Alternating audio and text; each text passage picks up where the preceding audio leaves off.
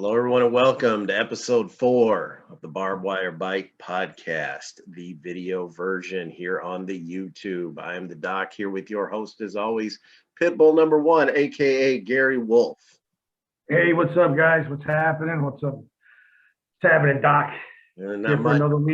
another week of talking. Hey, we got some questions this week. Cool. Some fan questions here. Let's see. The first one, and I hope everybody will forgive me if I'm mispronouncing your name. It's either Ronan or Ronan.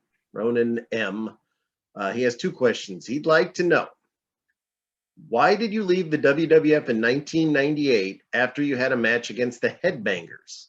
He was surprised that you weren't there a little longer and got to push for the straps. We were there. Yeah, they called us up in '98. We went there. I don't know. Cornette was there, you know what I mean, and he was the office. So he came in our locker room, and it's not like we know Cornette very well. He used to manage us on indie shows and all over the place, here and there. Yeah, they had it set up where they were going to put Tori Wilson with us, have her be our manager. Nice. And, you know, just like they told us before, like 2 other times we were going to do something. I thought the match was good. They wanted us to put the Bangers over. I had no problem doing that. They're friends of ours, and they came out of the Monster Factory after we did. So no problem, man. It was awesome.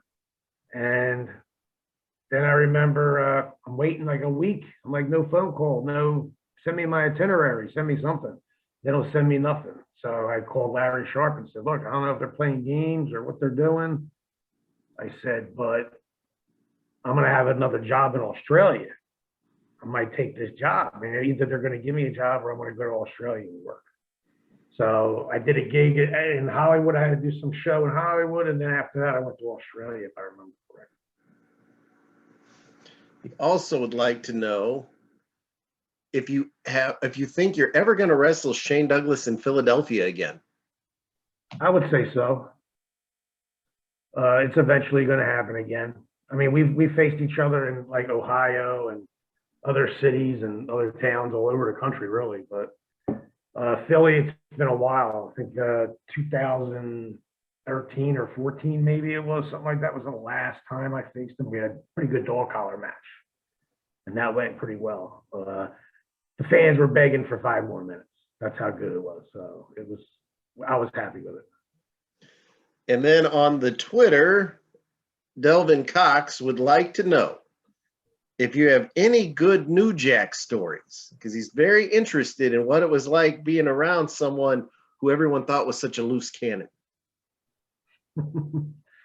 Yeah, I'll give you it. It's not too fun. I mean, I respect New Jack. I respect his family, you know, and his wife. So one of the stories I'll tell you about Jack was he would always he'd have his own room, you know, I mean, which all of us went to our room.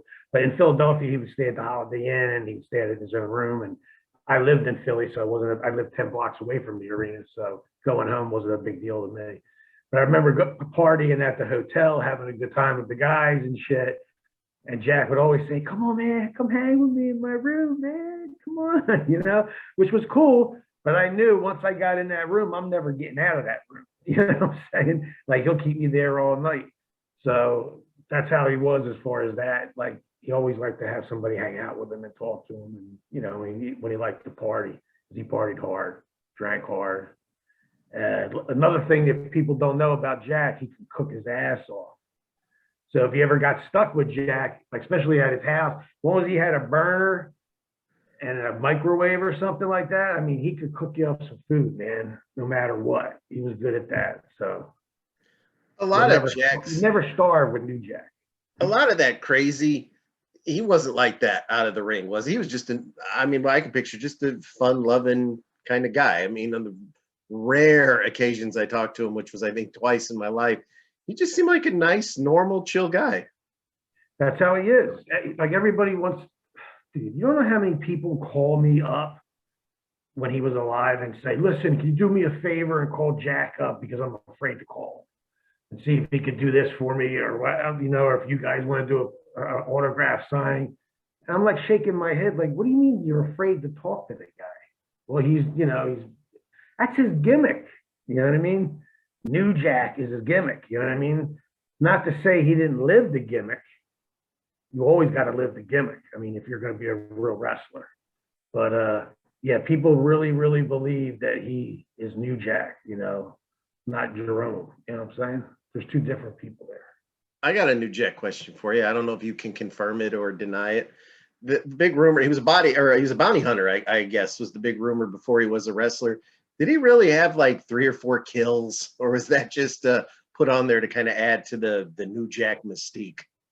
Honestly, I can't say yay or nay. I don't really know. I'll be honest with you. So I don't want to say yeah and then it's fake, it's not real, and I don't want to say no and it did happen. I would more or less side to say that it did happen more than it didn't happen. Put it that way. I always like is like when they did that Dark Side of the Ring on him, and when you watch him, it's so weird because and if watching it like say I'm watching like a film fan, they paint this guy out to be like this scumbag, and he's openly admitting he's trying to murder Vic Grimes and just all this stuff. But then when they would interview him, he was so cool. It was like, God, you gotta like this guy. There was no way to really paint him as a bad guy. You had to cheer for him. No, I agree. I mean, and Vic Grimes, he's lucky he's walking right now, man. I'll be perfectly honest with you. You know what I mean? He just he got what he deserved.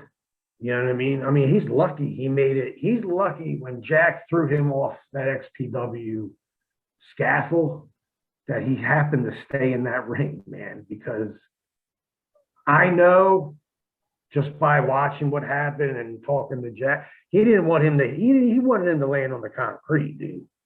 Oh, yeah. But he wanted him to miss every single table. I mean, I don't know how he survived that. Even what he took was bad. You see what I'm saying? His ass like bounced him from the rope. That's the only thing that's saying was that he was, like me, he was fat. I mean, that was it. That was his lifesaver. Yeah, I mean, I watched that numerous times, rewinded it. You know what I mean? I'm watching it again. The way he fell, lucky for him, he was very like loose because Jack fucking hit him with a fucking stun gun up there. Yeah. So he was pretty much paralyzed. So when he got thrown off, his limbs were he wasn't hard, you know what I mean? He was like, wasn't stiff, he was limp. So when he hit that rope and bounced off, and man, nobody could have got a luckier bounce than that. I'm telling you. No, that was good. A Dark Side of the Ring, they just announced that they're going to do season like 3, part 2. And one of the episodes I saw, they're going to do one on FMW, which I always liked. And then they are doing one on XPW, which is kind of interesting considering in November they're going to try to relaunch XPW. Yeah, that's odd. I mean, I was in FMW and I was in XPW. Why wouldn't Dark Side of the Ring do an ECW show? I don't know. I mean, maybe it's, I don't know, maybe the footage, or maybe they're saving that for another season. But yeah, I'm kind of surprised they're doing the FMW. Like I used to watch it and get the tapes and everything back in the day. But man, if you weren't like a tape trader or a smart fan or something, you know what the fuck that was. That's unless they just want to show things blowing up and everything like that, maybe. Because it was a cool company. It was a little slower paced than the death matches here, but I liked it. It was good. I mean, I'd go with Anthony. We would even work at Wings too for a while. Wings was good. Later on, I would go back with FMW when my partner passed. I mean, I worked for Noah, and then sometimes I would tag up with Balls Mahoney for FMW. So me and Balls would always be partners over there. We were beating the shit out of guys over there. That's when they had the faction, the ECW faction invade the FMW faction. And it was pretty cool. I still talk to Ricky Fuji and all them guys on Facebook and talk to them. And they said they may be bringing FMW back. And, hello, I'm down.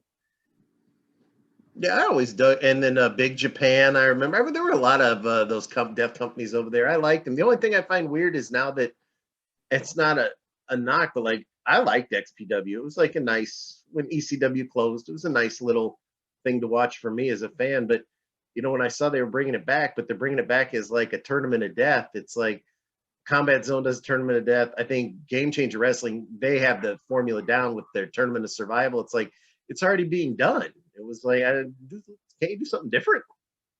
You would think by now Rob Black would know better. Come on, you know what I mean? That's how I look at it. I mean, he should be bringing it back. It's a good company. I mean, everybody from ECW went through XPW, especially because ECW was closing, and we didn't care. I mean, flying to California and having a good time there's nothing wrong with it. You know what I mean? So we enjoyed ourselves. But by now, you would think Rob Black should just do his own thing instead of trying to compete. Like back in the day, he tried to compete against ECW, and there's no way you were going to be able to do that because we were the first ones to do it, the first ones to really get it on national TV. And then, you know, if anybody would be next, it would be Combat Zone because they were right behind us. They just brought it to another extreme level, you know, with glass and crap like that. So I got a good question for you. And then I'll tell you my theory at the end. We'll see if we match up. I'm sure one of the main topics of the XPW is going to be the Messiah incident. For those don't know, Messiah, a couple guys busted into his house, supposedly. We're there and they cut off his thumb. I know when New Jack died, there was a big rumor. Oh, that was New Jack that went in there and did it. Rob Black paid New Jack. The whole story was that he cut a promo, Messiah, that he was banging Black's wife, and that Black wanted his dick cut off. So he sent two guys there, and instead of cutting off his dick, they cut off his thumb. What do you think of that whole bizarre situation that made America's Most Wanted? that's like the movie Studio 54. Okay. No bullshit, bro. Rob Black owned one of the biggest, probably still owns one of the biggest porn companies there is in California. Mm-hmm. His father started it, made millions and millions of dollars. So somebody breaking in his house and trying to cut his cock off or cut his thumb off, fucking positive, man, to me. It's possible. When you're messing around with that kind of money, you know, and it more or less, I mean, he wasn't making money in XPW, he was losing money. You know, so for him, I guess it was a good write-off for the porn company, but I mean, I know they're doing angles like we were doing, like Vince. I mean, come on, fucking Brian Pillman pulled the gun when Stone Cold was breaking in his house. I mean, come on, it's probably a work, but who knows? You know what I mean? See, I think it was a work, and I think that it was like Shane Douglas said he didn't think Rob Black was smart enough to pull something like that off and not get caught, which I always found kind of funny. But I think the guy was just like, hey, we can make an angle out of this. I'll cut off my thumb. Maybe he had New Jack. I don't know. Maybe he had probably one of his buddies. Let's cut off my thumb and we'll make a big angle out of it. I don't know. There's just something. You mean to tell me they can't catch? He let two people in his house he didn't know beat him up. It just seemed kind of stupid. Well, I mean, it seemed like a trail would go back to somebody in a case like that. Is he missing a thumb? Yeah. Well, if he's missing a thumb, like I said, man, the porno business has a lot of money in it. You know what I mean? You fuck the wrong person over, you know, like, the least they could do is cut your thumb off and keep you alive. You know what I mean? So I wouldn't be surprised, but it's good. I mean, if it was an angle, then it was one of their best angles they had next to Jack and Vic. You know what I'm saying? We were working there. They were actually trying to make a new gangster tag team. You know, and we were like, okay, you know, like why are you like trying to make your own guys when New Jack and Mustafa's right there? You know what I mean? Why don't you just bring them in? I don't understand. So, but that was his decision. It wasn't, you know, Big Dick Dudley got me in over there, and me and my partner, and you know, we went with it. I remember one time we were running down where I have the stars in Hollywood Boulevard. Mm-hmm. We would have a show on the strip right there in one of those theaters. And I remember he's like, you guys got to come through the front door. And we're like, okay, you know, but we don't realize we're in the middle of the block. And we got to walk like a half a block, go around, and then run almost that half block to get into the front door. We thought we were just going through like a little door to get to the main strip, and it doesn't work that way in Hollywood. You got to fucking go all the way around. And I remember us running all the way around, half dressed, half not dressed, and people just looking at us, man, as we're going down Hollywood Boulevard. And I'm just like, oh, check it out, man, there's so-and-so, and there's so-and-so. And Anthony's like yelling at me, like, come on, we're running, we're late. And we're getting dressed at the same time, putting their singlets on and shit. And I could have sworn we were going to get arrested because I thought somebody thought we did something bad. We were running. But I just remember kicking the door down, and there's Public Enemy in the middle of the ring, and we attacked them, and went from there. So it was cool. The rumor is for a while Black wanted to buy into ECW, but he didn't. If that was true and he would have bought into it, the company probably would have been around a lot longer than it was. Paul Heyman should have let somebody buy into it. He couldn't at the time because Vince was already putting money into it. That's why. Imagine if Rob Black wanted to put money in it, Ty Gordon wouldn't have said no. Paul had no choice. He had to listen to what Todd said, until the point came to where it was obvious that Vince is doing business, with us. That would have been excellent because we would have used Rob Black's money. That would have been our back money. We would have been fine. We'd be rolling right now today. No doubt about it. We'd be rolling today if we had Black's money and he invested in ECW. But Vince, he's got more money, so who knows? You made TikTok. Someone's posting videos about Vince McMahon and more and more people are starting to get on the Vince has a piece of AEW bandwagon. I've noticed over the week. They're TikToking it. Are they? I have to see that. I haven't seen that. I have to send it to you. Somebody send it to me. I got to figure out how to send it to you. I'm not a TikToker. No, but if people are out there, TikTok more and then show me. Yeah. So I can see it. I don't know it, Oh, behind me, just so you guys know who are collectors. This is me and my partner, me, Shane Douglas. It's a poster I usually use when I do signings and stuff like that. So I usually don't bring it to signings to sell, but it is for sale. So people could bid on it if they want to bid on it and check it out. And it's a good piece of history. Eventually, it will be. If you don't mind me asking, when your partner, when he passed away, how did you find out about it? Were you still close with him at the time? Yeah. I mean, we were talking. He actually came and seen me because I wanted to see what he looked like, because we were talking on the phone and he was getting his situation taken care of, and he was living in Connecticut, working at the casinos up there, and just doing some jobs at those casinos can get you in shape. You have no idea. Like I used to do hard count.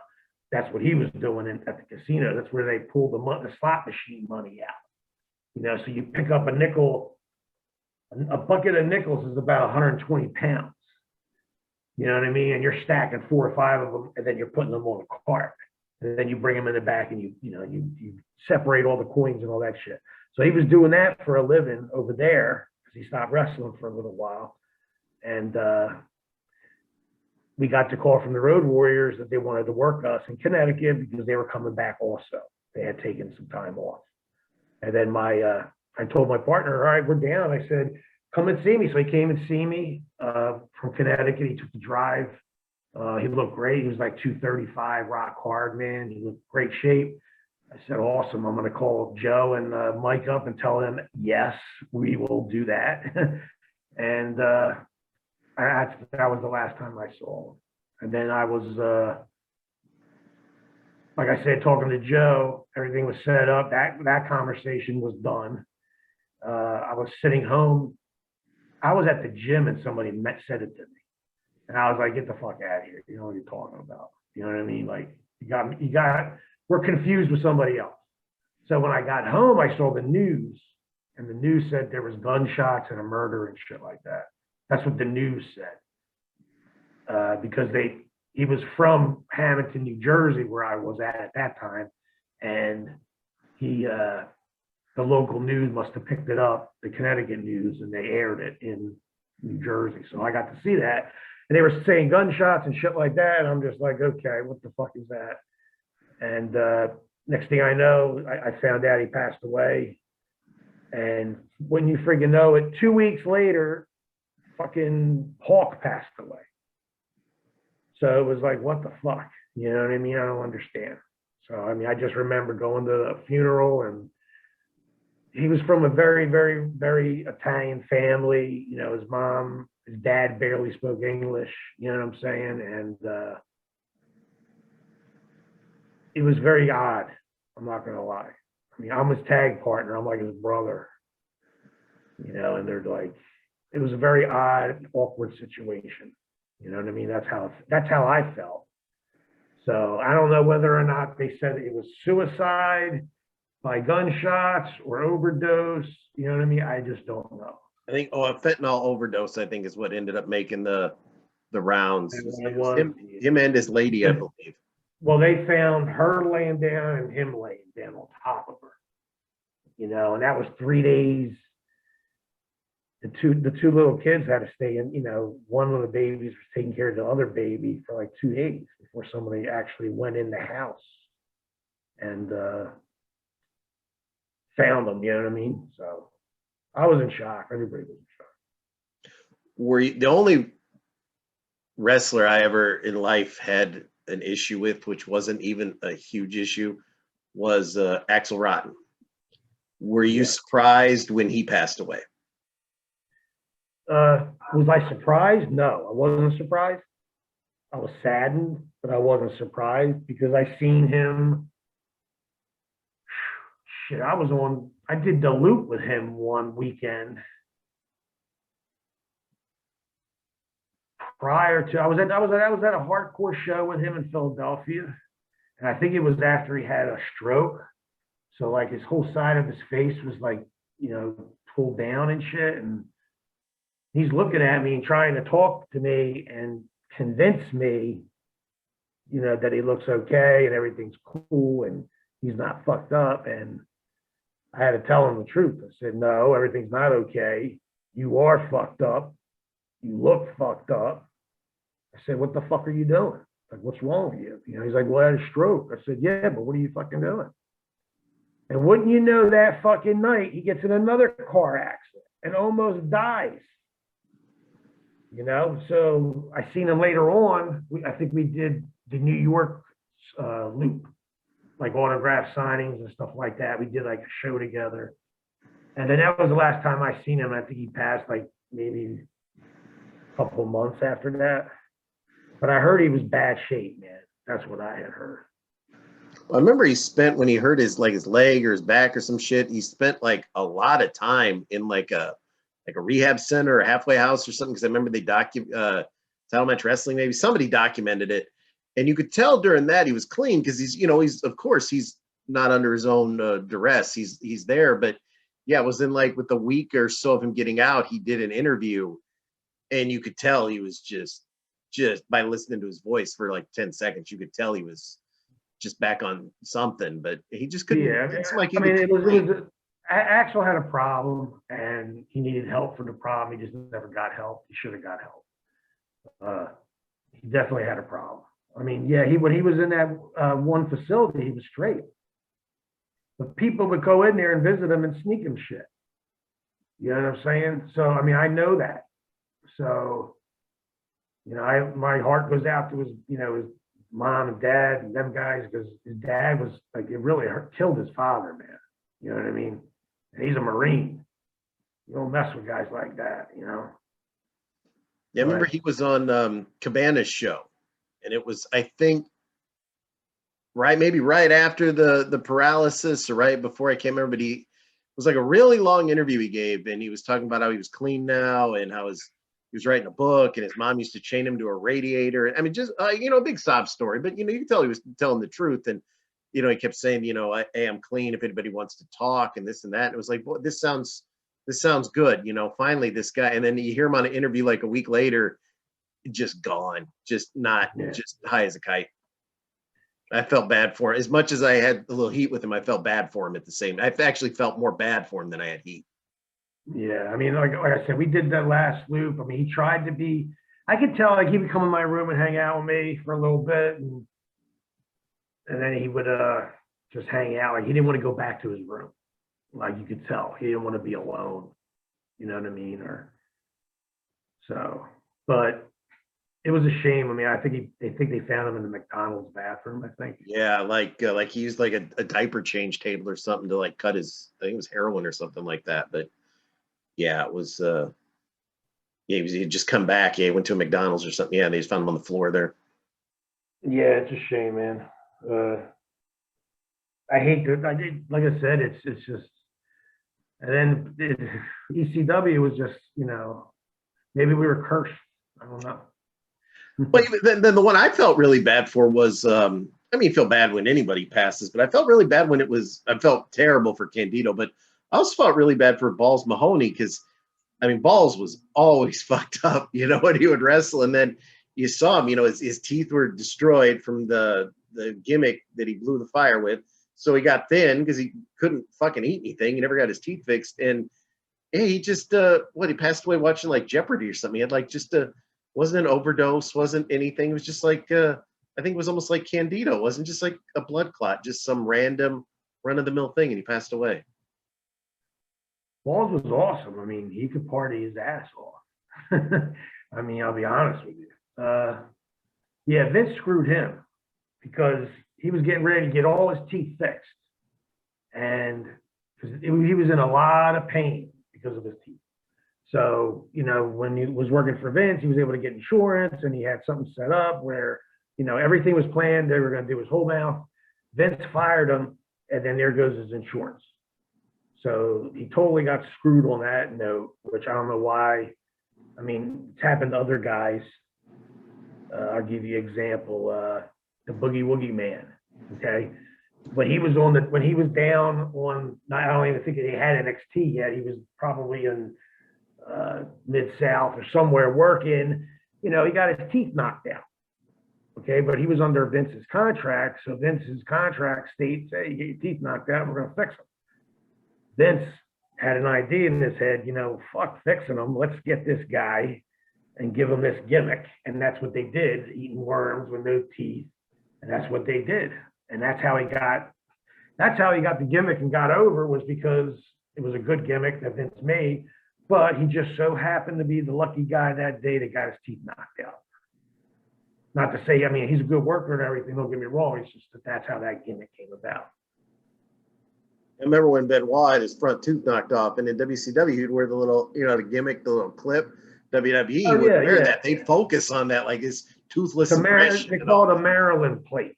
So if you knock out a couple teeth, you just, like a fucking retainer, you stick it back in your mouth. I remember Sags from the Nasty Boys. I think it was WWF or might have been WCW. I'm not sure, but I remember he got clocked in the mouth by somebody. And the tooth was a slow motion. You could see it leaving his mouth. It was awesome. I saw Knobs is in the hospital. He's got a GoFundMe set up, like knee problems, stomach problems. Yeah, he's in bad shape. I love Knobs. He's my boy. We go way back. We traveled the country with the Nasty Boys, the Pitbulls. We ran a couple year run with the we turned the Nasty Boys babyface. Okay, from heels to babyface. That's what we did, the Pitbulls. So that's how we are as heels. We were able to do it. Paul Jones and George Scott couldn't believe it. And I begged them every day. And then once we were able to prove it, that's when it was awesome, man. Like, you could turn them ugly bastards into baby faces. And yes, we did. We were young back then. We were young, fucking short hair. I mean, fucking, I don't know, man. We had the gift of gab as far as our promos for heels, and it got over. I mean, like I said, George Scott, Paul Jones were in shock. And they had us as baby faces, and we hated it. It was horrible. Because I didn't know how to cut a baby face promo. I mean, I knew how to do it, but it was hard being a heel, apples and oranges. And once he gave us that chance, I mean, it was awesome, man, because he just looked at us and said, okay, you guys are going in the stud stable, Robert Fuller and Matt Moore. And we were just like, nice. That's the spot we wanted to be. Did Paulie ever try to bring in the Nasty Boys? It seemed like they were tailor-made for ECW. I don't know. I think most of the time they were, they had their jobs. I mean, we would get guys that were getting released from WCW, and then they'd go through us, then go to Vince, because we'd make their career all over again, or make them a new gimmick all over again, and vice versa. So I don't know. I don't think they really needed. They didn't want to come to ECW. You know what I mean? They would have been a good fit. You know what I mean? They definitely would have been a good fit, and they're good workers. If you work against them.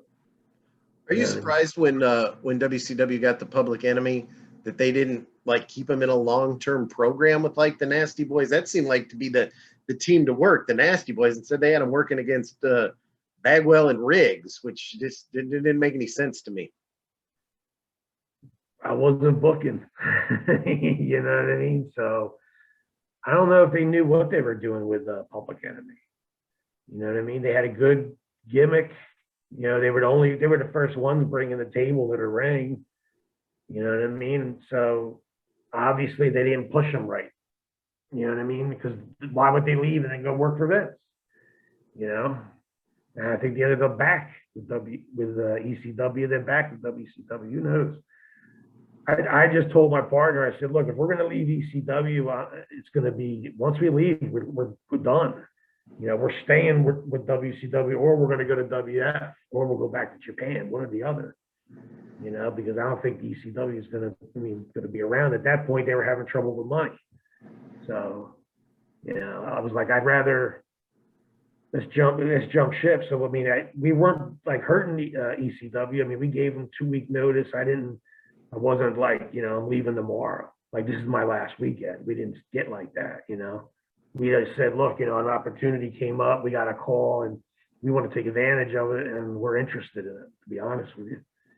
So, a lot of people, I see people tagging shit on Facebook. You don't know shit, okay? You, in my camera, you don't know shit, all right?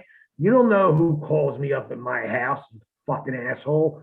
So stop posting shit. People don't think we were offered a job at WCW. I had 5 motherfuckers call me up and ask me to come there that night, okay, and sign the deal.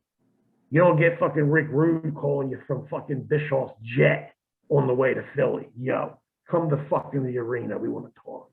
That's what happens in my life, motherfucker. So stay on your fucking couch and just keep watching. That's what I like to say. I liked, do you think in ECW, I've heard, I don't know if it's true, did Sabu have heat with Rocco for using the table? No. Hell no. No fucking way, man. Absolutely not. Sabu ain't like that, number one. And number two, Sabu was a single wrestler.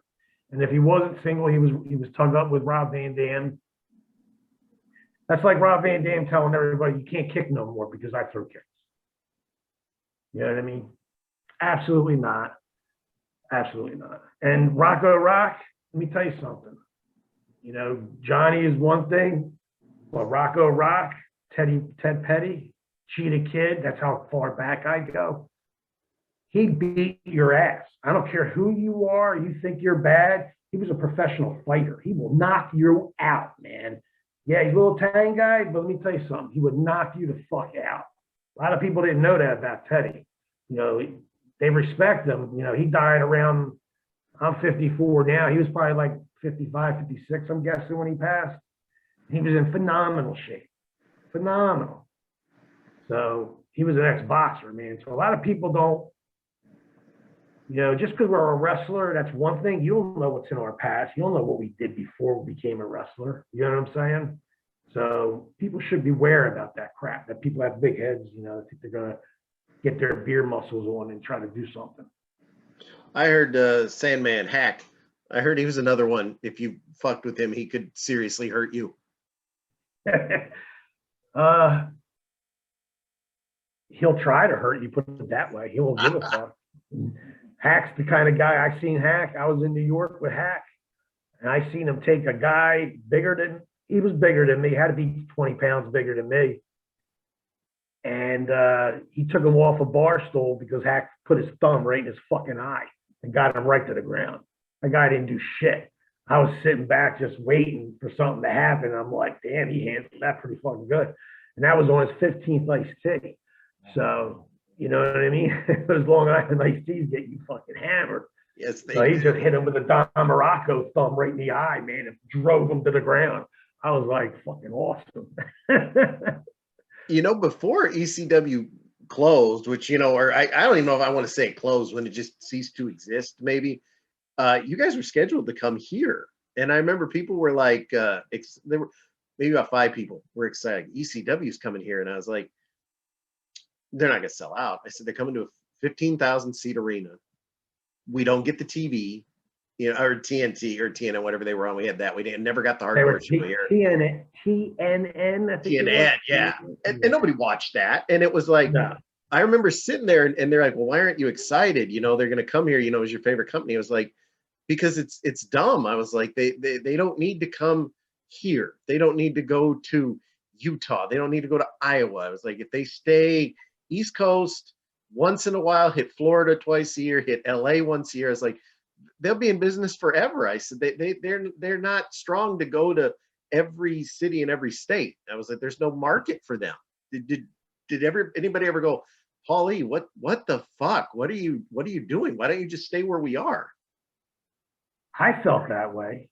I felt that once we got on TNN, I was there when it was like we would get kicked off networks. Okay, like the Sunshine Network in Florida would kick us off, you know, because we were that crazy. But that's when it was fucking awesome. I knew, because I even said it, I mentioned it once. I was like, why don't we just keep track of what we're doing? I said, we're going to find a network. We're going to go on this network, and they're going to tell us what to do, what we can and what we cannot do. And we're not, you know, us, we're going to get thrown off the first week. You know what I mean? And honestly, if you look at the roster that they had when they started TNN, I mean, most of our crazy motherfuckers were gone. Yeah. You know what I'm saying? And we wouldn't have, like I said, I'm telling you, we would have, if I was there and a lot of other guys were there, we would have got thrown off that network. You know what I mean? And like I said before, if I was Vince and I was buying this company, you know, you got your well, I remember I was in Vince's locker room in 1988, 89. Okay. I was learning the business. I was going to the Monster Factory, and then they would send me up there, and because they always wanted to look at new talent, Vince McMahon. That's how he was back then. So, you know, he had a couple schools under his eyesight that he was watching. And, you know, we would just go there and work a little bit and then come back. And I'm like, you know, fuck, I don't get it. Why? Like I said, I seen the cards. They have an A card, a B card, and a C card. You know, and everybody's got to get their tickets because they're all going to be in different cities, you know, 3 different cities. And I was just like, you know, that's awesome, you know. So that's what when Vince bought ECW, I was thinking, okay, you got your Raw, you got your SmackDown, now you're going to have your ECW. I said, that's going to be a fucking great, because we will sell out every fucking building you send us to, you know, and you still can make money, but Vince didn't want to do that. He just wanted to bury the company of ECW. A company that changed wrestling and made the Attitude Era.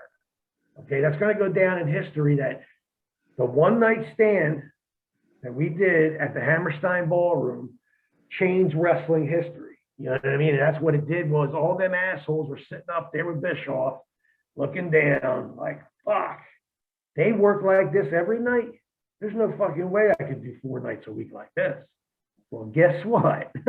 You learn, and you're going to have to, because once they saw the product that we put on that night, most WWF fans were like either going to jump ship and come to us, or they were going to stop watching WWF. You know what I mean? One or the other. Why did JBL attack the Blue Meanie? I mean, of all people, the Blue Meanie did. Maybe I'm wrong, but for me, as somebody who just has seen the guy, I've never met Meanie, he does not look like a tough guy in any sense of the word. JBL's a big fucking tough Texan. Why would you go after the Blue Meanie of all people and start stiffing him? I think it was over a bunch of bullshit that was said on Facebook or whatever the fuck it was back then. I don't even know what it was. But he did make a comment about JBL, and JBL heard about it. And I could see JBL walking down the line so he can get in front of the blue guy, Brian, and fucking punch him. But that's just him being a bully. You know what I mean? Do you believe Joey Styles really knocked out JBL?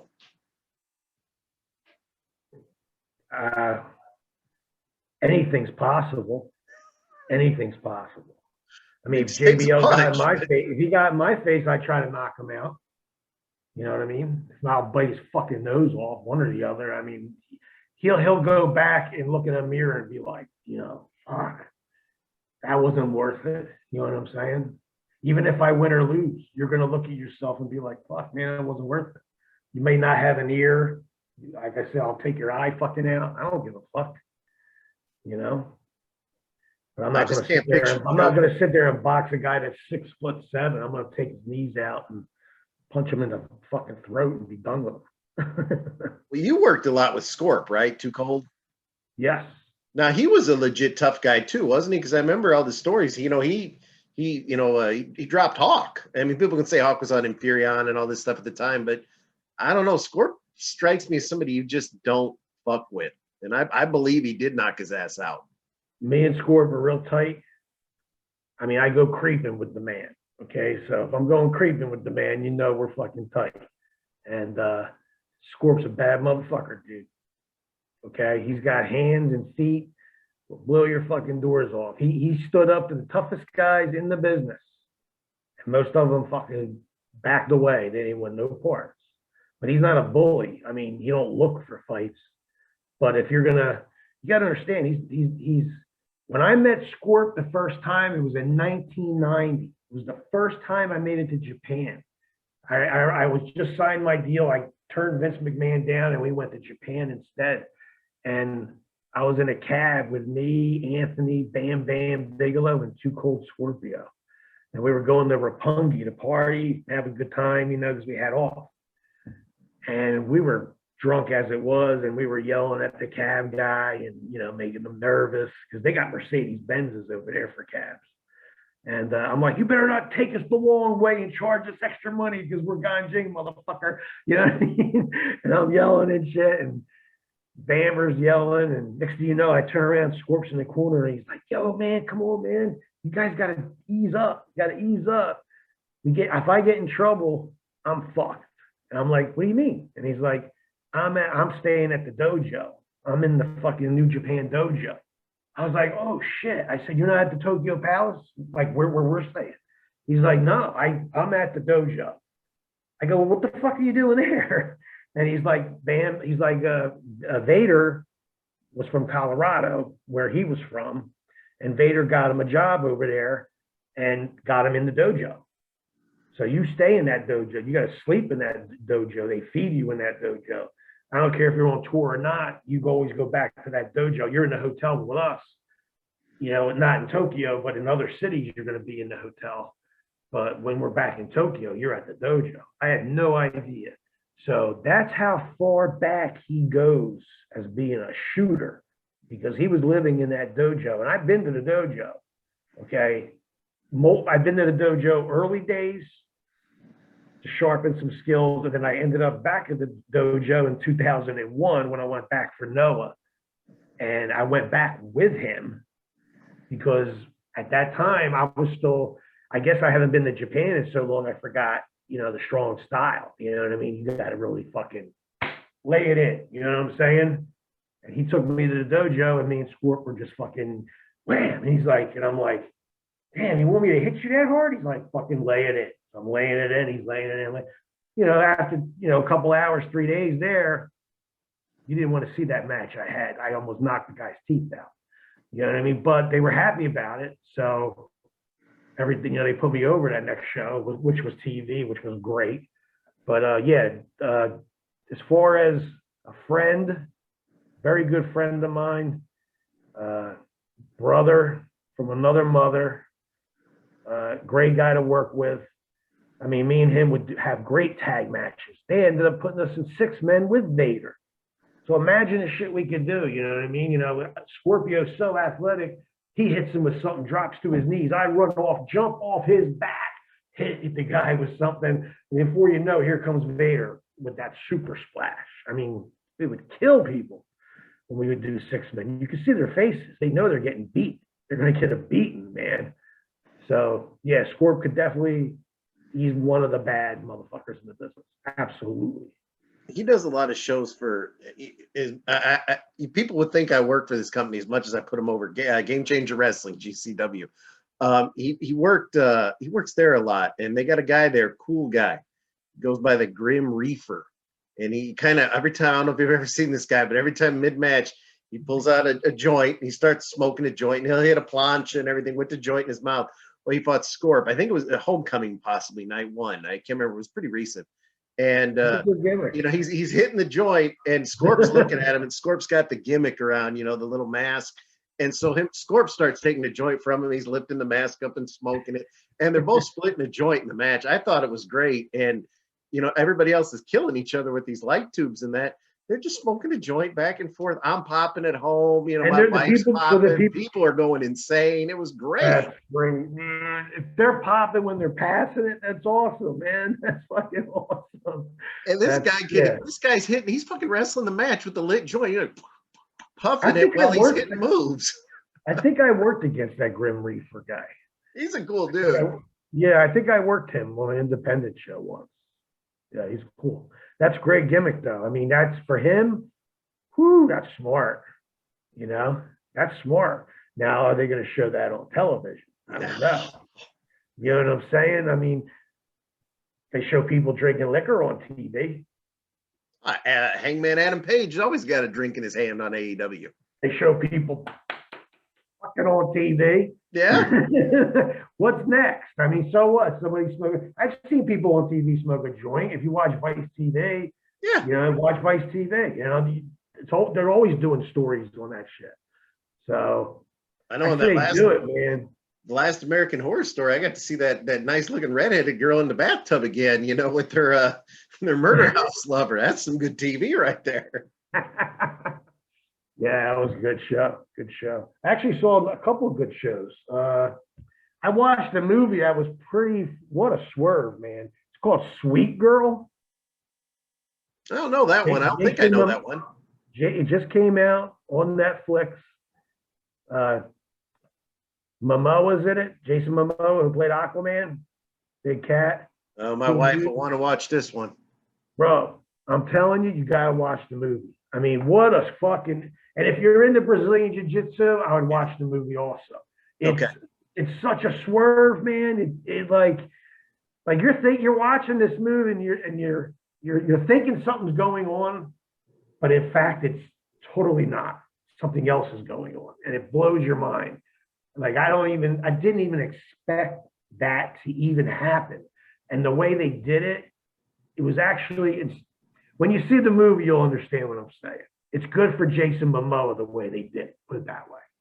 Oh, my wife loves Jason Momoa, so all I got to do is say Jason Momoa's got a movie on Netflix. She'll have it up right away. Yeah. Now, another movie I saw was The Hitman's Wife's Bodyguard. Yeah, I like that. I watched that too. I just did a review for it. That was fun. It's the same thing as the first one. Yeah, I think it was a little bit. I mean, at least Selma Hayek was in it a little bit longer. I got to admit that. Yeah, so I got to give it props for being a little bit better, you know, than the first one. But with Samuel, you know, tick tock, motherfucker, tick tock. You know what I mean? Like, let's go. You know, I love that fucking guy. He's a great worker, great business guy. And the guy that plays Deadpool, what's his name? Ryan Reynolds. Yeah, he awesome. Did you watch Suicide Squad yet? Yes, I saw it. What'd you think? I loved it. I was surprised. I mean, I liked it. I'm not going to say I didn't like it. I liked it because it had like a comedic, it was like comedy with a superhero movie. You know what I'm saying? Like I didn't expect it to, like the first one was kind of serious, if you remember. This one had more laughs in it. So it was cool that Sylvester Stallone played the shark. You know, I thought that was cool. I had to buy my son some King Shark shirts, some King Shark hats, King Shark fucking figure. If anybody listening that has kids that are into King Shark Hot Topics, has all the King Shark shit, and yeah, they got a nice amount of money out of me for King Shark merchandise for my kid. I had fucking Shark stole the movie, in my opinion. He did. He did. Be friend. I was loving that shit. Should I eat you or not? You know, I was like, this is great.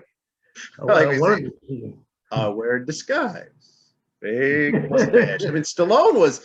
I mean, he was on. I mean, I don't know how much he got paid for probably an hour of work recording those few sentences, but Oh damn, he no, he got nailed it. paid well. He Oh, got paid very well. Voiceovers, believe it or not, man, voiceovers pay a lot of freaking money. They do, especially those cartoons and stuff. I mean, I know guys that make a killing on that shit. So, did you ever see that milkshake movie? yes, Gunpowder Milkshake. What'd you think of that? I did like it. We watched that, and we watched. My son never saw the first Power, the old Lou Diamond Phillips Satan movie. I showed him that, and we watched American Horror Story. There's something else we watched. Oh, I watched Heels, that new wrestling show. That was That good. was really good. I like that. And they named the show Kayfabe. That was great. I love how they named the shows after, because now maybe some guys can sit home and watch it and learn what shit means. You know what I mean? I don't think people know what kayfabe means anymore, to be honest with you. So there you go, kayfabe. Episode Watch 2 the is fucking tonight. show. I'll be watching episode 2. I really liked it. No, I'm gonna watch it tonight. Absolutely, I love it because James Harrison's in it. I'm a Steeler fan, die-hard Steeler fan, man, and he's a beast. And he's in that motherfucker. I'm a comic nerd, so the main guy, Stephen Amell, that was the Green Arrow. So, and you know, he wrestled on AEW's first pay-per-view. They had him against Christopher Daniels. He even had a throwaway match there with Cody in WWE. He's pretty good. He's pretty athletic. I guess he's a lifelong fan. The guy that plays in the show. Yeah, he wrestled. Short hair guy, the short hair guy. Yeah, he fought. He said he broke his back. So did he break his back when he was in the business? I don't know. He had that Arrow run for a long time, and then he had a few matches because I remember he's Cody's buddy, so you'd see him at the AEW stuff, and you know they gave him a match at the pay-per-view against Daniels, and yeah, that's a good guy to work. I mean, Daniels is going to carry anybody to a match, and you know they had a nice little. It was about 20 minutes, which my AEW complaint's always been that their matches sometimes go long, but no, it was fun. I liked it. I'm watching the Green Arrow wrestle, so I was like, that's cool. That's cool. What'd you think about what'd you think about? I know it's on the tip of your tongue. What'd you think about the AEW Rampage? I remember I looked at my wife and I said, the minute the show started, I'm in the crowd, you know, CM Punk, and the signs. It was like he's gonna open the show. I said, if he doesn't open the show's gonna suck because that's all these people are here to see. And when he came out, man, my buddy was there live. He had sent me a couple of the video clips. That 15,000 people seemed like 93,000 people. I mean, they couldn't have done it any better. I'm just glad he finally did it, and I'm tired of hearing about it and then never seeing it. You see what I'm saying? So I'm actually happy that he came back. I don't know what he's going to do as far as in AEW. I don't know what they have planned for him. You understand? I don't know if he's going to wrestle or, you know what I mean? Or I don't know what he's doing there. They got him with the right guy at that pay-per-view with Darby because, you know, I'm a Darby mark, a huge mark for him. And well, I don't know if you realize, I mean, honestly, Sting is giving him just having him with Sting is giving him such a push. I mean, putting him with CM Punk also, I mean, now you're overdoing it. There's other guys out there that Punk could be with and get them over. You know, because Sting already has that taken care of. I mean, this kid's already a god almost to a lot of fans. I mean, they love the guy. So I would think that'd be a waste of CM Punk I'd put him with somebody else to get that person to that level again. You know what I mean? That's what I would do. Did Punk look, because Punk I've heard, I don't know Punk. I never met Punk. I like his work. That's all I can go by. I've heard he was a douchebag when you'd meet him. A lot of fans would say, I met him. This guy was a jerk. But when he came down to the ring, you could tell he was genuinely not so much playing for the camera. I'm jumping into the crowd and that's playing the camera. But he looked, if you looked at him, he had a look of like Jericho does when they sing Judas, that not so much wanted to cry, but he's real emotional. He almost seemed like he was humbled when he got in that ring. Like he was like, just, I'm back. I love you people. It was a real weird, it's hard to explain. He missed that. When you're in the business a long time, you miss that. And to have that whole stadium sit there and cheer his ass on for being there, I mean, God bless him, man. It's a great thing. You know what I mean? So let's just see what AEW is going to do with him before we get into anything else, because if they don't use him right, what's the sense of bringing him back? You know what I mean? Now, I'll ask you this, because you're a wrestler. I mean, you're the only one that can answer this. I like Punk.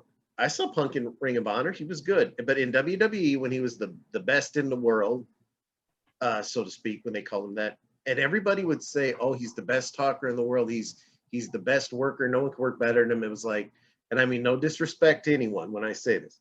He's working Ryback. He's working The Taker. He's not working with Omega, with Phoenix. He's not working with these young guys that can do all these moves, that can cut promos. Do you think when they put him with, say, a Kenny Omega or against the Young Bucks or even with Darby, is he going to look as impressive, you think, against some guys like this today?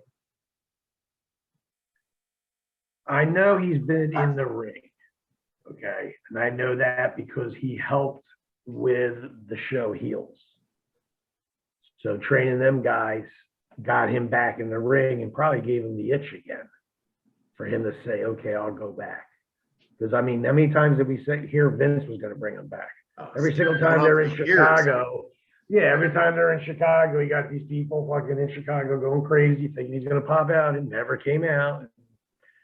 I just laugh about it, but that's why I say it's about time that somebody brought him back. I just hope they can figure out a way of using him that's going to be beneficial to them. You know what I mean? That's all I got to say. Do you think UFC hurt him at all? Or do you think that's just doesn't even play a part? He was exposed. I mean, he got exposed.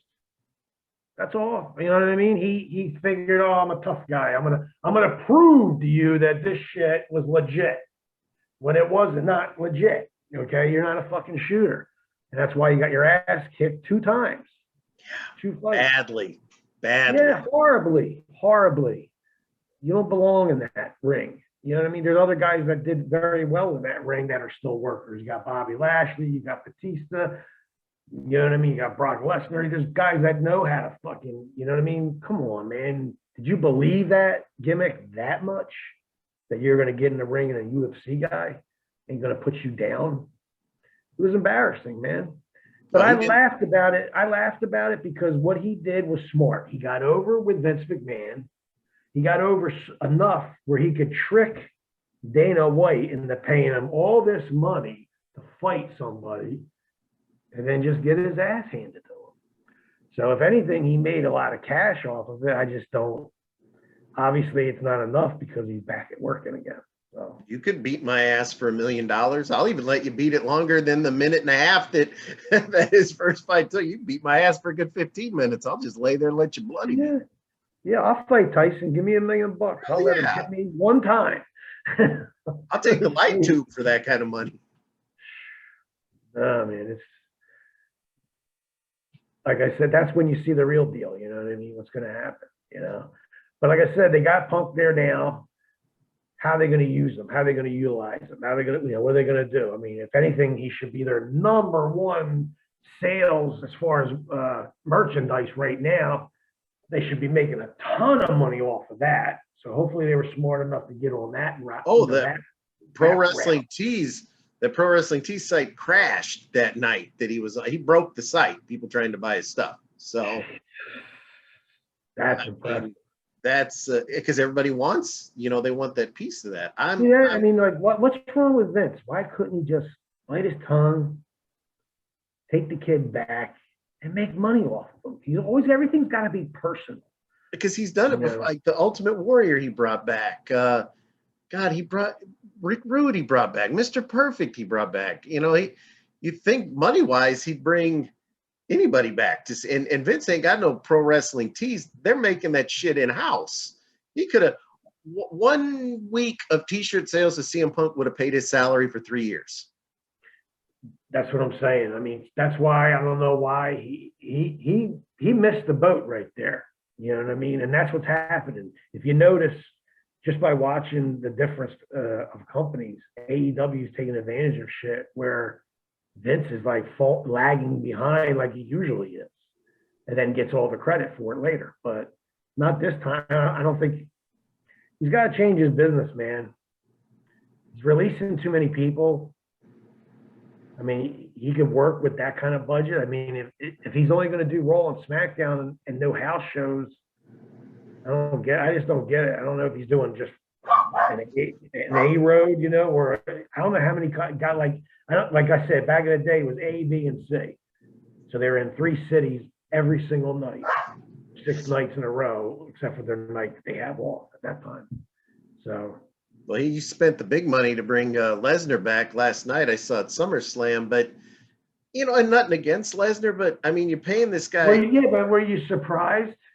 I mean, no. I mean, exactly. I would love to work Lesnar. What's Lesnar work? Like, what? He doesn't even work 12 dates a year for millions of dollars. He's got a dream job, and he's got Goldberg matches. Oh no, listen. If he listened to people like I listened to him, I remember Rick Rude told me, before you sign your contract, find out how many days a week you're going to be working. You have to. You can't put 365 days on there. It's every single day for a year. You got to look at that paper. So no, Brock. I mean, Van Dam's my man. I mean, I'll tell you right now, Van Dam had a gimmick. He was making a ton of fucking money. He only had to show up, I think, 17 times in 1 year. You know what I mean? So that's fantastic. So I'm pretty sure Brock is going to have something like that. You know what I mean? Unless they're going to put the strap back on him already. Oh, probably. I mean, they probably will. I mean, who knows? I got to call it now. Heyman will turn on Roman Reigns and be the big swerve. Brock gets the belt back, and now they can finally push Roman as the baby face, because that's what Vince but they're just getting him over as a heel. Like, they just finally, people boo him and they don't cheer him, more or less, the times I watch it anyway. I'm not going to lie. So why would you want to change that all of a sudden? Why break up every tag team? I'm still in shock to this day they broke up Enzo and Cass. Say what you want about them. Over as fuck, top merchandise guys. Let's break them up. It's just stupid the way they do things over there. It's like there's no end game. Everything's just a hot shot, just real short. Yeah, and then, like I said, a lot of them guys that left are actually tight with Vince. So, I mean, who do you think's next? Who's next going to jump ship? I don't know. It's hard to. Rollins. My prediction will be Rollins or Kevin Owens. Wow. Well, it'd be good for Kevin. I don't know if he'd be making the same kind of money. I'd love for AJ or Ricochet to jump, because those are 2 guys, or Shinsuke Nakamura. Those are 3 guys that are so talented, and they don't do shit. I'd love to see them go to AEW and have some matches. Who's the guy working with the guitar? Who's the guy working with the guitar with Nakamura? Oh, Elias. He's good too. Is that Elias? Yeah. With the gimmick fucking, I was looking at him. I'm like, who the fuck is that? Elias usually wears jeans and he's got a regular guitar. So now he's walking Nakamura out. I think that's him. I could be wrong. I won't lie to you. I kind of read about the product. I can't watch it. I thought the Thunderdome idea with the virtual people was neat, but the show's just so bad. I mean, AJ Styles wrestle a shoe and have a 5-star match, and you stick him with some big bodyguard guy and have him cheat. It's just dumb. Nakamura, he just comes down and goes like this, and the crowd's eating it up, and you do nothing. It's just, it's unforgivable. Yeah, I'd be surprised if AJ resigns, to be honest with you. That's my son's guy. I like it. And I like AJ too. I like him. I have no problem. I mean, but I just don't know if he's going to be able to handle, enough's enough.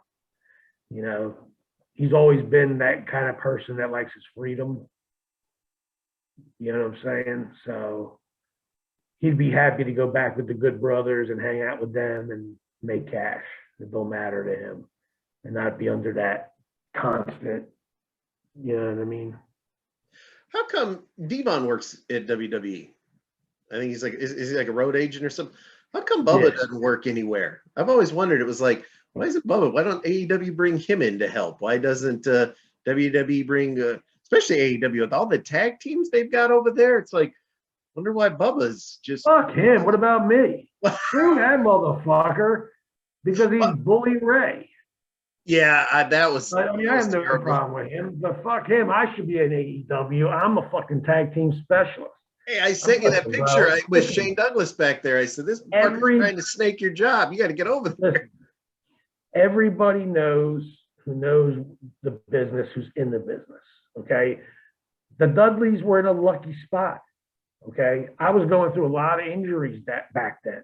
Like I'd had my knee done. Next thing you know, I blew my bicep. Next thing you know, I blew my tricep. Every time I had the straps, I had to drop them because I would get an injury, you know, because I'd be working my ass off. But I had a bad run. But if you think about it, when it first began, ECW, we, the Pitbulls, were the toughest and baddest tag team there. You had to go through us to even be acknowledged in our locker room. You know, that was a test that Paul made everybody do. Everybody. You know what I mean? Next to Public Enemy, we were the next big thing. You know, if Anthony was alive today, we would have been the tag team that had 15 titles. We would have been the tag team that worked for WCW and WWF. You got to remember when he was alive, we had 2 chances to work for Vince, and we said no. We'd rather go to Japan and travel the world and be home with our families a little bit longer than other guys. You know what I mean? That was the difference. You know, yeah, I wanted to work for Vince eventually. You know, in '98 when they called, I showed up. I didn't blow them off. You know what I mean? And I got a job right after that in Australia, living in Melbourne. You know what I mean? I was there almost a year. That company was doing great. We were pulling 13s. I don't think Vince McMahon ever got a 13. He's lucky if he got a 1.9. We were pulling 13s right before rugby. You know, and Nails was our heavyweight champion, you know, and the Bruise Brothers were there. The Headhunters were there. The Wild Samoans were there. The Pitbulls were there. And we had the belts. We held the straps there. And they're great tag teams, but they put the straps on us. So we lucked out. So that was a good job, man. I didn't want that job at the end. Man, we were flying 4 days a week, working 4 nights a week. It was like a Puerto Rico gimmick is what it was, kind of. But we were jumping on planes instead of jumping in cars. So it was a good little run over there. I had no problem doing that. I loved it. Actually, Mark Lewin was the boss. Purple Haze. You need to get Jerry Lynn on the phone and tell him that, you know, they got to get you over there. Yeah. I mean, now that they're getting more busier, but they get more busier, the more people call, you know. I can imagine how many people are trying to get jobs there. You know what I'm saying? I can imagine. Arn Anderson, Tony Blanchard's there. Come on, they were the 4 horsemen. Those guys should be sitting home, drinking martinis, relaxing. You know what I mean? What about Arn Anderson's son? Did you ever see him work? Brock Anderson. I'm going to watch him get his ass beat Wednesday by Black. But, you know, I mentioned on the other show on the channel, recapping the Elite. I don't know if you had a chance to watch it yet. I bury Arn Anderson. and even though Arn Anderson and I have similar hairstyles, similar facial styles, similar body styles, that's the dumbest fucking gimmick. You know, it looks like he's got a laminated Waffle House menu in his hand. And he's supposed to be Cody's coach, and he just stands there with his little fucking menu, and he's the worst coach ever because Cody always does the job. So I would not be employing this guy as my coach. I think it's stupid. He doesn't do anything. But when you had Callis on there, just as a goof, when the Bucks came and they were dressed like Space Jam and all that, Callis has the shorts, he's got the stop clock, he's got the whistle like he's the coach. Spraying the He ice. was better than Arn Anderson. I mean, Arn's terrible. At least Tully gets involved. Arn just stands there just like. I'm thinking maybe the paperwork. I'm thinking maybe the paperwork in his hand is actually the matches lined up. I'm not going to lie to you because I'm pretty sure he's off this, and I'm pretty sure he's, you know what I mean. He just walks Cody out just to walk Cody out. So I just figured somebody felt sorry for him because it used to be DDP, you know, that came with Cody. It was like, Paige has a lot of money. Let's give Arn a job. You know, that's kind of what I think was the. And you know, I'm pretty sure we're going to see any week now. Ric Flair's going to be over there. We all know that's coming. And then you just get one more. Have the new Horseman. yeah, that'd be the gimmick to do, is put the old Horsemen together and make a new, you know, a new faction. Get my boy Absolutely. MJF in there. Oh God, I don't know, man. I'd have to think about what guys would have to like. Well, Normally I'd say Luger, but Luger, he ain't getting on TV. You still got Wyndham. Wyndham looks bad. Sting was a Horseman. Get fucking Ole still alive. Get him out there. Get the original. And they could just I'd be get the the original. managers. Yeah, if you got Flair, you got Tully, you got Orton, you got to get the other Anderson, Ole, and then they would have to find 4 guys that would actually really fit that. You know what I mean? That's hard to do nowadays. These guys ain't going to bars and picking up chicks and having a life. They're going back to their hotel room playing fucking video games and shit. So it's a different time. So I don't think there can ever be another 4 horsemen, to be honest with you. What'd you, real quick before we go, what'd you think of the final labor of Jericho when he fought MJF? I personally thought the right guy won the match. I liked how he won the match, but I thought the gimmick was pandering. Like, you can't come out to the Judas music. That was just begging the crowd to sing the song so they could sell a tape of it at one time. That's all that was to me. That's business. Of course it is. What'd you think of the match? I thought the match was good. I mean, I think Jericho put him over, which was cool. Ain't gonna hurt Jericho. It's only gonna make MGF, you know, over more. That's how I look at it. I like MJF. You know, He's a good talker. I don't good. hate the guy. He's got the gift of gab. You know, I just wish he would start thinking, okay, let me get my body to where I'm at in the roster. You know what I mean?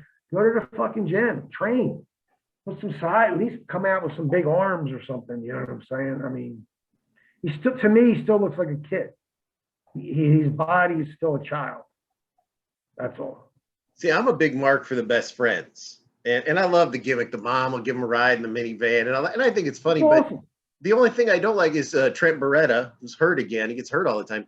Trent, he goes to the gym. He eats right. He tans. He looks like $1 million. Then you got Chucky T. Got a $5 haircut. I don't know if that's the gimmick. Doesn't look like he does even yoga. I mean, looks terrible body. You know, and he used to do that Chikara shit where he dressed like an ant and everything. Talented, but you think that you think some of these guys would want it. They're on TV. If I was on TV every week, my ass would live in a gym. I mean, I want to look good. I want to be tan.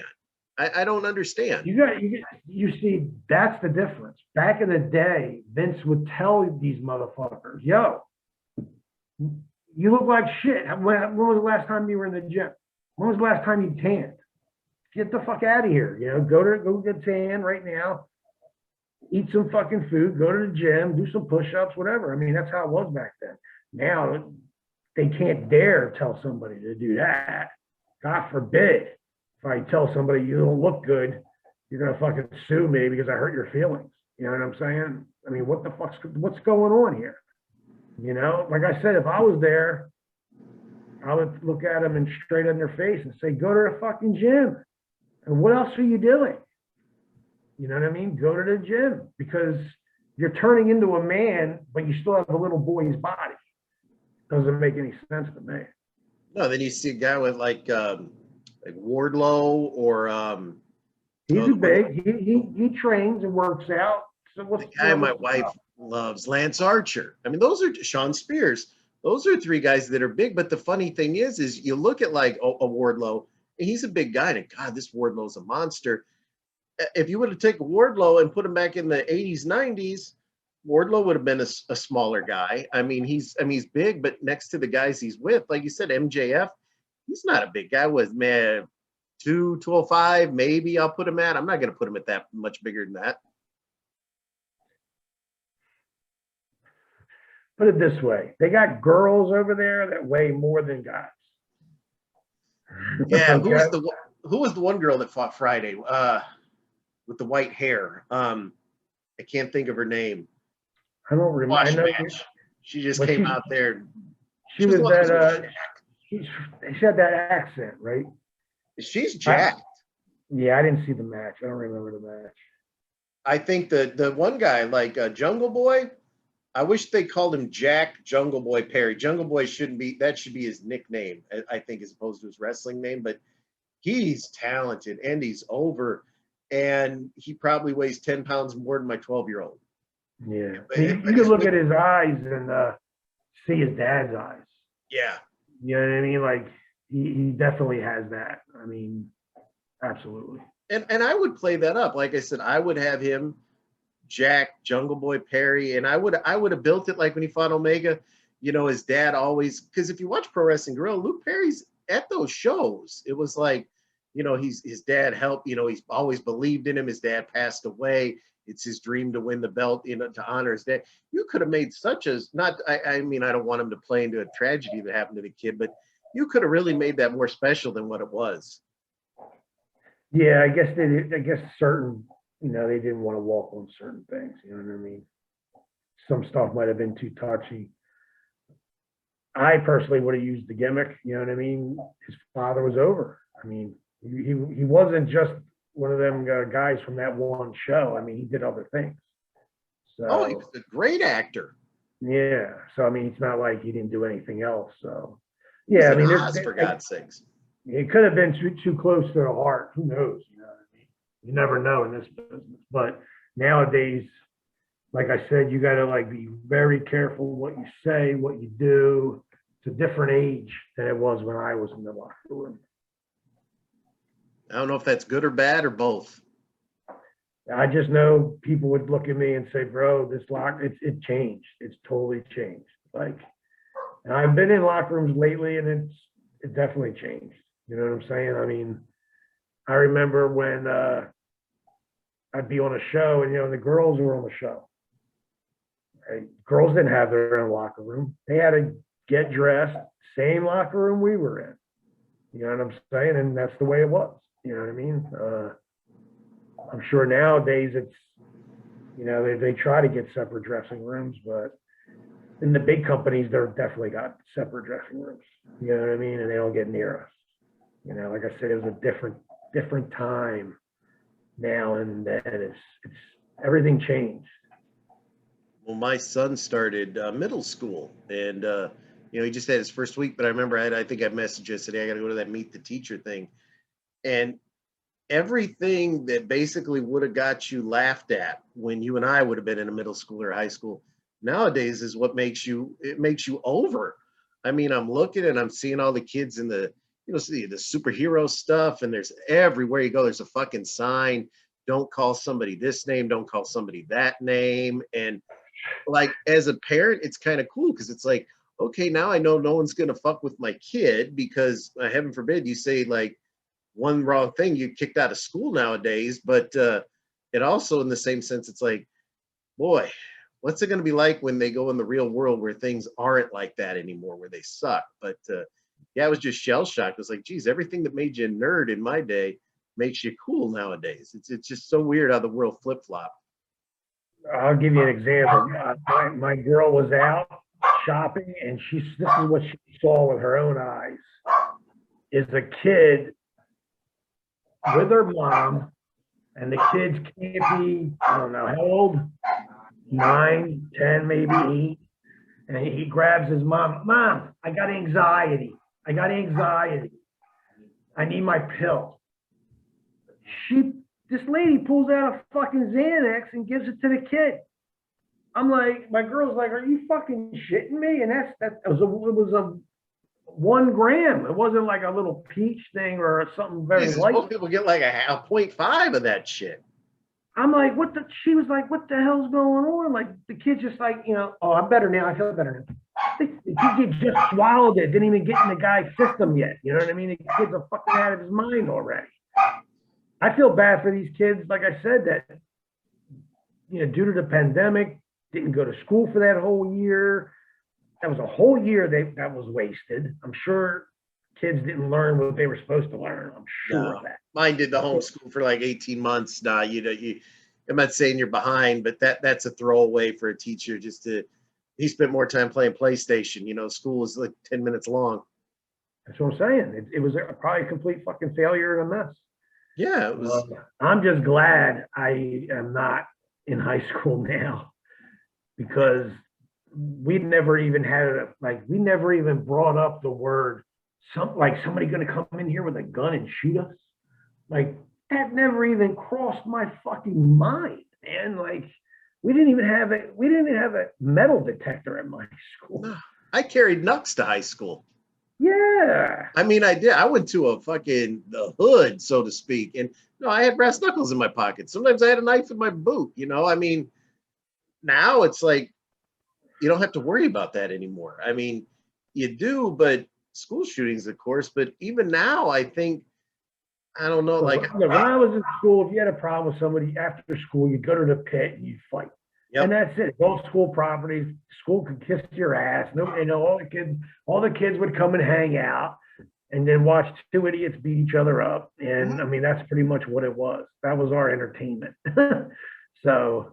Well, I started the CBD, and I'm loving the CBD. And anybody that wants to know, I had my physical a few days ago.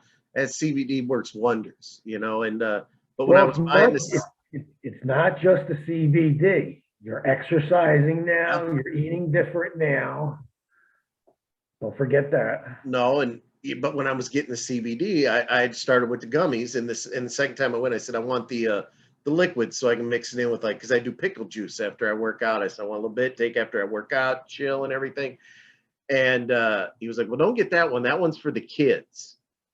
And I looked at him, I was like, huh? And he's like, no, adults are on, I go to the Shaman, they're like, it's on this shelf. He's like, the shelf down there's for the kids. I was like, for the kids? And he was like, yeah, we had a lot of parents, their kids, they get a little rambunctious around 8 years old. So that's the light version for the kids. And over there is for the pets. And it was like, Jesus Christ, when I was like 12, I had weed, I was like, but who was going to dope their 7-year-old up with fucking CBD? Deal with your own fucking problems when you're that age. You're going to have real problems when you're an adult. That's what I'm saying. These kids are already today, before they're even out of school, are saying, I got anxiety, I'm stressed out. Wait till you get out of school and you got to pay a fucking bill. Yeah. Wait till you have to buy a car, and pay the insurance because mommy and daddy ain't going to pay it for you. When are you going to do that? Oh, they're going to blame it on the pandemic. Oh, the pandemic ruined my life. So you got to take care of me forever. You know what I mean? Get the fuck out of here, man. Like I said, if I was a parent today, dude, my foot would be killing me because I had my foot in my kid's ass so many fucking times. I couldn't tell you, because just the shit they say, I'd be like, shut the fuck up. What the fuck do you mean you're stressed out? I'll show you some fucking stress. Might have like a messy room, and my wife will go in there and she's like, I need you to clean your room. Like, I'm playing my game now. Okay, well, when you're done, and then you'll be 2 hours later, your room's still a mess. You can clean it. And then I'll have to go in there, get off that fucking PlayStation, clean this shit up, tell your friends you'll be back in a half hour. It's like, my God. You tell your kid he's lucky because I went to military school. I would have came in your kid's room. I would have grabbed his Xbox. I would have smashed it right in front of his face and said, now you're going to clean your fucking room or I'm going to smash you. Oh, I used to get beatings for less. It's crazy, dude. I remember, man, being a wise ass to my mom, and I love her, man. She would beat the shit out of me. If the spoon broke over me, she would take out a fucking hair dryer and hit me with it. But when she was mad, she would tell my old man, and when my old man got home, he'd break out the belt. Yeah, I used to get the belt. Woo, boy, that was no joke, man. And then I thought that was bad. So like I said, I'll do this on another show. I'll recap for another show. But I was sent to military school legit, like in Cheech and Chong. Okay. If you don't stop fucking around, you're going to military school. Well, guess what? I got sent to military school for 3.5 years. Fuck that. So from 6th grade to 9th grade, you're young. Yeah. Imagine shit. These kids had no idea. They'd be fucking. Hey, I cried my first couple nights. These fucking kids would be caught. They'd be drinking probably Clorox just to get out of the military academy. You know what I mean? But I grew up there. Other kids tried to escape there. You know what I mean? So, but that's on a different topic. Well, I guess that we've had a longer show today for the fans on the YouTube. I hope people subscribe to it. But you got any closing words for anybody today? I say I haven't watched SummerSlam, so I can't give you my analysis on that. I did watch AEW. I thought that was great how they did with Punk. Check out some new movies. Definitely check out Sweet Girl. I think you're going to like that. Get on that. And if you're interested, you go to Gary Wolf, Pitbull, go to my Facebook, Twitter, check it out. Hit me up whenever you need to. And I still think Vince McMahon's involved in AEW. Yes, he is.